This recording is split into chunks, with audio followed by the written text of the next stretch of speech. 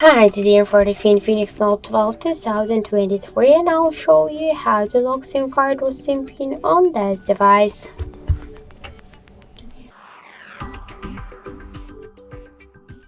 So first open the settings application and then scroll all the way down to the privacy section.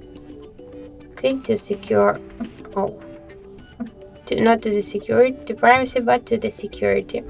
Here, click to Advanced Options and tap to SIM card lock. Just to lock SIM card with the PIN code, you should click once on the switcher and enter the PIN code. For example, in my case, that will be from 1 to 4. Then just tap to OK, and that's it. We just successfully locked the SIM card with the SIM PIN code. Thank you for watching, and if you find this video helpful, don't forget to leave a like, comment, and to subscribe our channel.